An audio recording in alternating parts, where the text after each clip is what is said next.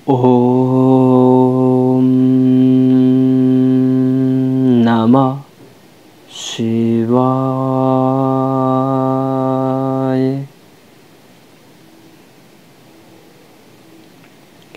महादेव शिव अनंत चेतनाको प्रतीक हुन्।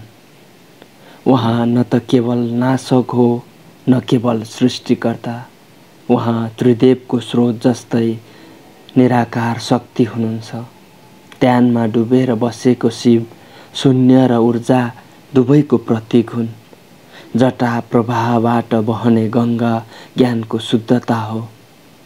त्रिशूल 3 लोक र 3 गुणहरूको नियन्त्रणको संकेत हो।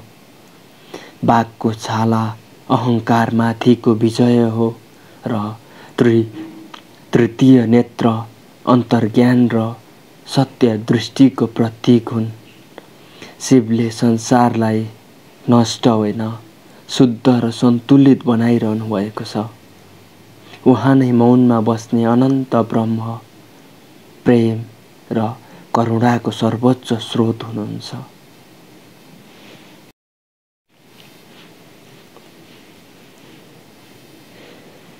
शिवको निराकार आकार र साकार स्वरूप एक आध्यात्मिक अनुभूति।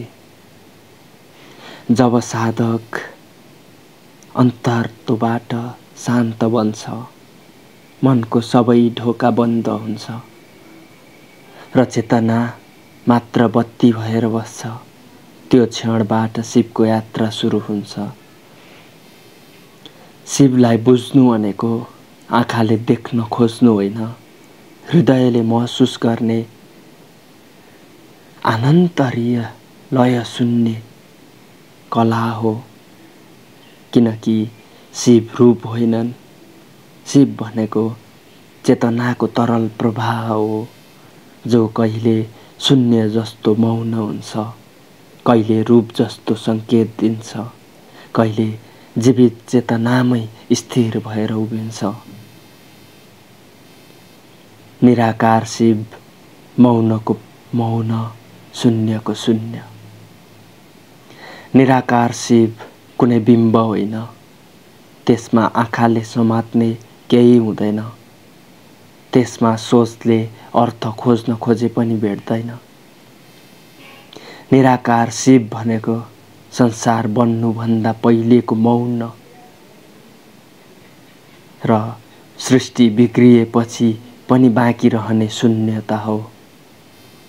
ध्यानको गहिराईमा जब सबै ध्वनि हराउँछन्, सबै विचार ओझेल पर्छ, सबै इच्छाहरू पग्लन्छन्, त्यसपछि एक विशाल अकथनीय उपस्थित अनुभव हुन्छ। त्यही उपस्थितिलाई ऋषिहरूले निराकार शिव भने। यो उपस्थितिको स्पर्श कहिले सेतो प्रकाश जस्तो पनि लाग्न सक्छ, कहिले खाली ठाउँले ढाकिएको जस्तो पनि, कहिले गहिरो र अन्धकारमा शान्ति बगिरहेको जस्तो। तर त्यो जो कुनै रूप लागे पनि त्यो कुनै रूप होइन, त्यो चेतनाको निसंकोच स्वतन्त्रता मात्र हो। निराकार शिव चेतना हो, जसमा साधक आफै हराउँछ र बाँकी रहन्छ एक अनन्त मौनको श्वास, एक अनन्त मौनको श्वास।